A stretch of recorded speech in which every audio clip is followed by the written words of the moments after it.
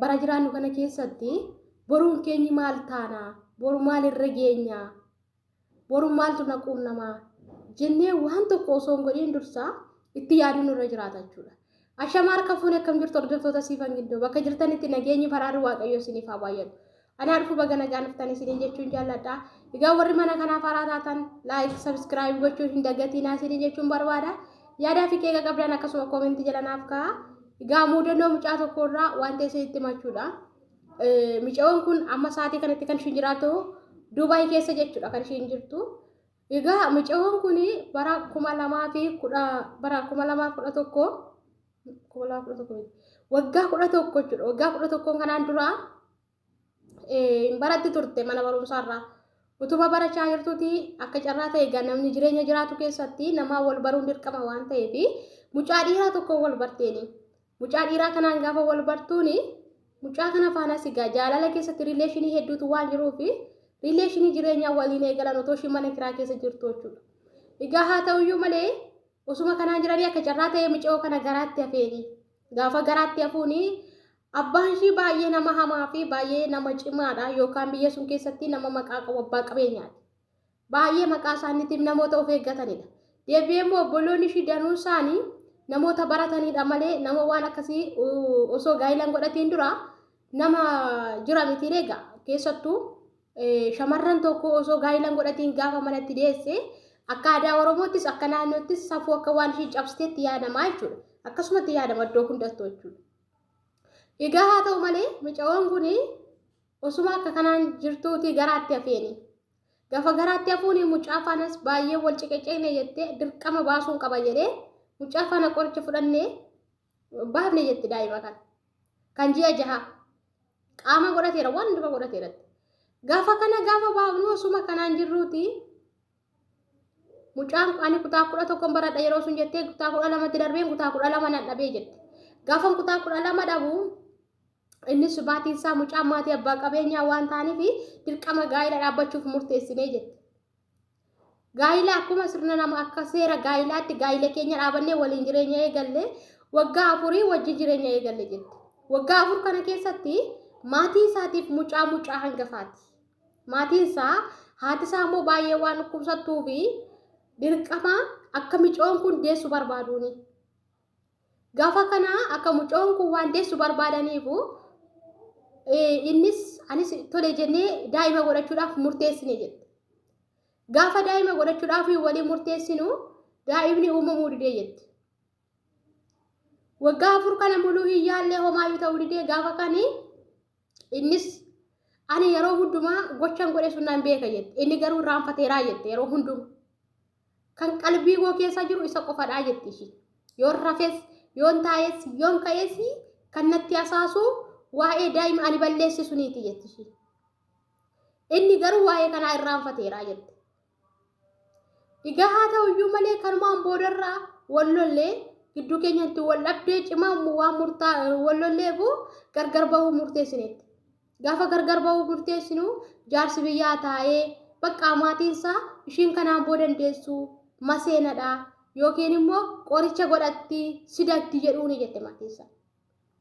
Sinii galee ishiin immoo halkanii guyyaan ol deebi'ee boohaa oolaatti. Amma kana osuma kanaan jirruuti gaafa kana bakka gargar baanee adda baanee isa faana wal dhabnee jette.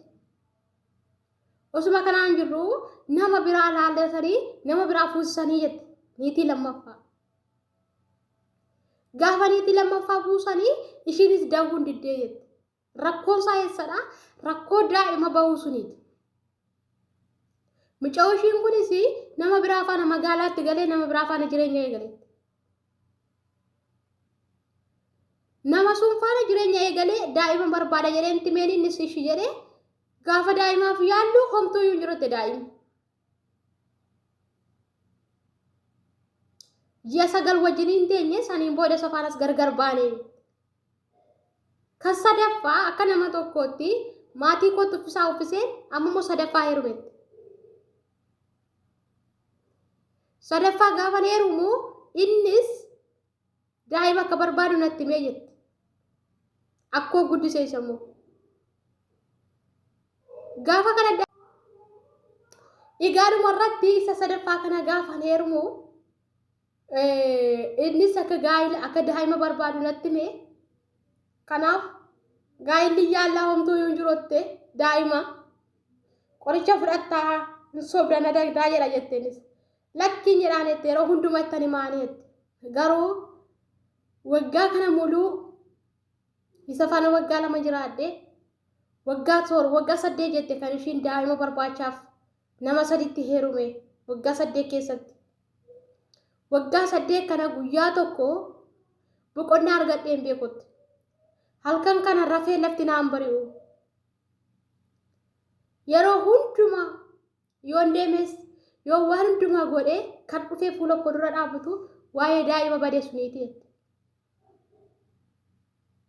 igaa boodarra maal gooti macarrashaasaa isa sadaffaa kanaanis gaafa gargar baatu mana ayyaana yookaan hooda kan jedhan jira Itoophiyaa keessa jira beektu danuu keessa gaafa mana ayyaanaa kana deemu manni ayyaanaa kuni ati nuusuu miti wanta balleessiteettu qabdaa hoodadhu naan jedhee jette maatii kootti nimne ciitii kanatti gaafa inni hoodadhu naan jedhu ani seeratti hooddotanis waan tokko waan hin beeku waan ani hin qabneefi deebi'een galee boo'icha kootti fufeette dhuma isaarratti namaan na fudhaa waldaa deemaan jedheeni jette konfiraansiitu naannoo keenyatti gaggeeffamaa achitti na fudhaa deemaadheen beenxee miti dura gaafa nachi dhaqu gaafanii waddoo waldaa konfiraansii gaggeeffamu suni gaafa nachi dhaqu isaan gaafachi na geessanii achitti naa kadhate jette namichi naa kadhateetu ati waggoota baay'eedhaaf daa'ima argachuudhaaf rakkachaa jirta garuu wanti daa'ima si argachiisu yoo jiraate wanti kamiyyuu daa'ima si argachiisuu hin danda'u harka kee keessa jira gocha goote sunii fi gajjedhii uumaa keetiin araara kadhadhu naan jedhee jette dhaggeeffadhaa mucaa abbaa manaa isheen duraa sunis achiin niitii lammaffaa sadaffaas fuudhee rakkachaanii jira isheenis da'uu diddeetu innaa booda jaarsummaa isatti ergeen isa faana wal agarreetu akkasii jedheetti dubbadheeni jette gaafa kana osoo maatiin isaa hin beekiin gara magaalaa dhufe jette maatiin isaa yoo beekan akkana bira dhufuun barbaadan jette gara magaalaa gaafa dhufuu isa faana halkan tokkoo fi guyyaa tokko boonyee kadhachaa turreetti saniin booda halkan abjuudhaan osoo ciisaa jiruuti namichi tokko dhufeetu siif dhiifameera kanaan booda dahuu ni dandeessa naan jedhe jette yooni irriba keessaa cititi jedhee ka'u homtuu na bukkeen jiruutti erga guyyaa gaafasiitii otoo maatii isaatti nimiini isa faana dhoskinee jireenya eegalle jette gaafa jireenya waliin eegallu otoon turiin daa'imni garaa kootti na hafeetti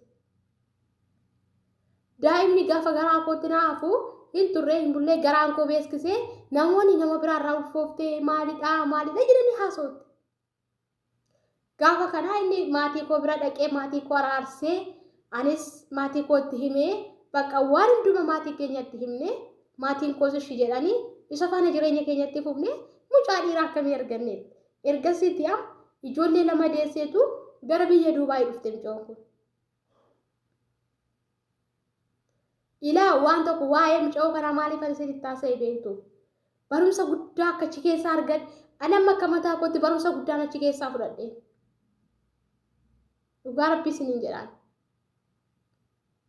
innaa jireenya jiraannu keessatti boru maaltu narra gaha wanta har'a balleessinu tokkoo fi boru maaltu narra gaha anoo boru nama akkamiiti maal ta'uu fan deema jennee dursaa yaaduu qabnaan osoo waaqayyoo waaqa araaraa ta'uu baate osoo waaqayyoo waaqa dhiifamaa ta'uu baate mucaan kun daa'ima argattu deebite sidii galee namni ishiin hin deessuu isheen maseenadha yookiin immoo qoricha fayyadamti akkasuma immoo sirraa adda ba'u yeroodhaaf sitti fayyadamuuf malee jedhanii waa meeqa irratti murteessanii abbaan manaa ishii faana gargar diiganii osoo akkuma dura wal jaalatan suniini haaluma kanaan itti fufanii jireenya isaanii akka kanaatti isaanii galee raatee ishiinis nama sadiitti leerumtu innis nama sadii fuudhu turan.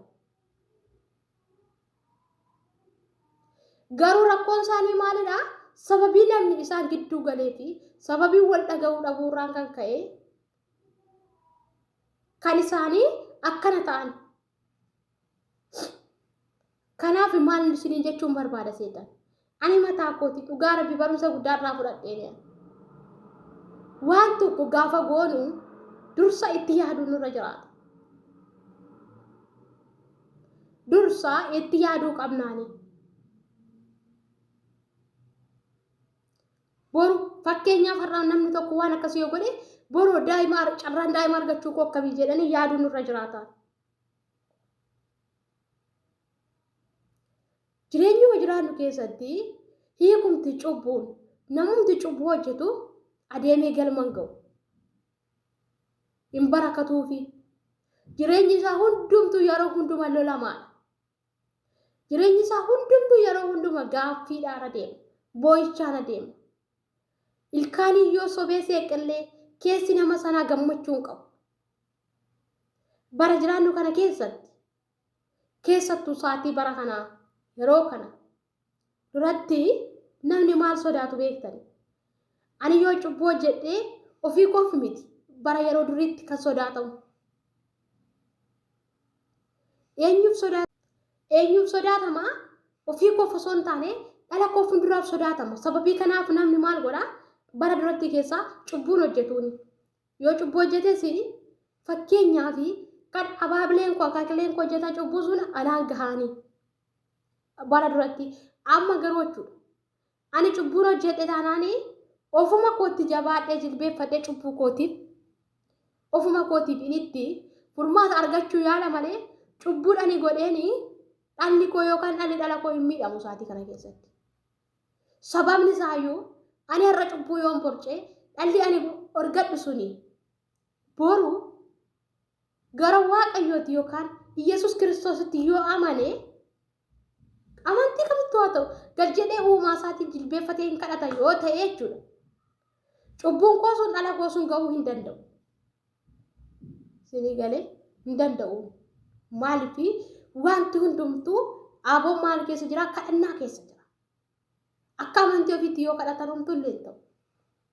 Sinii galee kanaaf saatii ammaa kanatti cubbuu kootiif ani cubbuu koo ofuma koo borcaa yoon bahee cubbuma hojjechaa oolee galgalas ta'e yeroo hundumayyuu cubbuu kootiif kan itti ceebba'u cubbuu kootiif kan itti boqonnaa dhabu eenyudha? Anuma.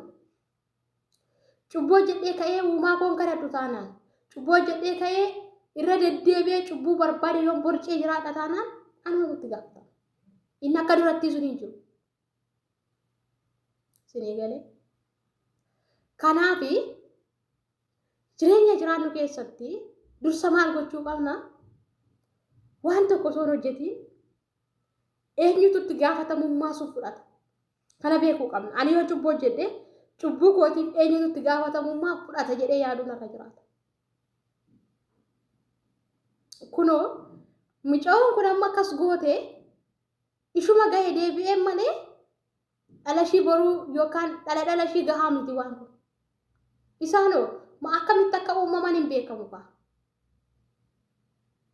Walee kanaaf namni eebba yoo barbaade hojjetee milkaa'uu yoo barbaade jireenyi koo marti kun guutuu haa ta'u yoo hin jedhe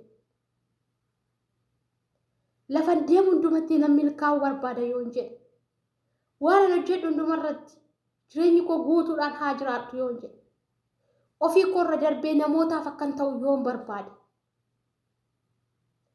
lafa kanarraa cubbamaanii qulqulluu lafa kanarraa kan jirre beekamaa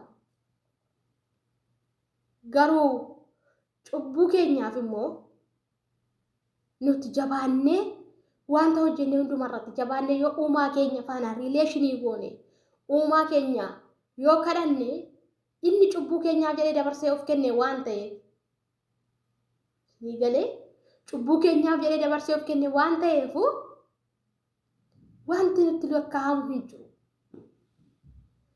Irra deddeebinee cubbuu hojjechuudhaaf furmaata argachuu hin dandeenyu. Garuu irra deddeebinee uumaa keenya kadhachuudhaan